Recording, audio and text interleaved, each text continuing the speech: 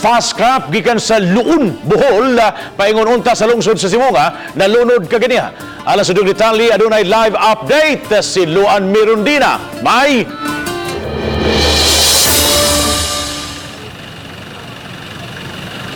Baba niya kita karon sa may Pier 3 ug di pa lang gyud dugay nakabiya ang BRP Suluan, ang rescue vessel sa Philippine Coast Guard nga mo'y giluwanan sa mga na-rescue nga mga pasahero.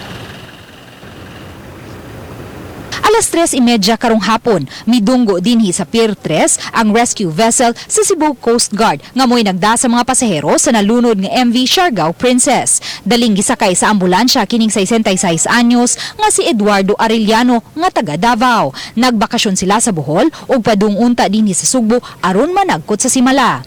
Matod siyang asawa, misaka ang blood pressure sa iyang bana, gumikan sa kahadlok sa hitabo. Sa kahadlok siguro niya ka nagdugay man gud mi naglutang-lutang sa kuan ma'am sa dagat na nagipahigda lang siya na alalay pud akong mga igsuon na dito kapit lang mi kayo siya sigsuka. Usa sa mga pasahero si patrolwoman Maria Teresa Sanchez nga nadistino sa Calapi, Bohol. Apan may tambungang training dinhi sa Sugbo. Uban niya ang iyang bana ug anak. Nagsuot mi daan while sige suot ang tubig sige mo bigsuot Usa-usab kasakop sa Bohol Coast Guard ang nasakay sa Fastcraft. Busa siya amigiya sa mga pasahero sa angayang buhaton.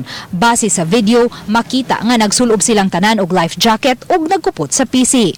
Busa dali silang nakitaan bisan kung nagpautaw-utaw sila sa dagat sulod sa duha ka oras. Ito pong barko natin, 11:30, nakadepart na po agad dito from Tagbilaran Port papunta po sa Sibonga, 5 nautical miles away dun sa incident area. At agad-agad po na nilaunch po ng ating barko yung kanilang speedboat on board, no, para pick upin po yung ating mga pasahero na nasa dagat. Binigay na location ng una, wala sila doon, so we try to search them, and then nakita namin sila mga 1 mile from Karkar Point, and then naka-group naman sila doon sa area, so niretrieve namin sila lahat.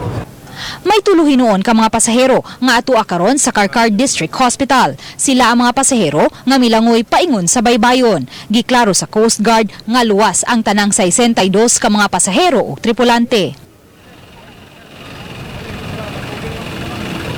Bob, matod sa Coast Guard, walay giluwatang gale warning ang pag-asa busa nakalawigra bisan ang mga gagmayng sakayang pangdagat sama sa Fastcraft.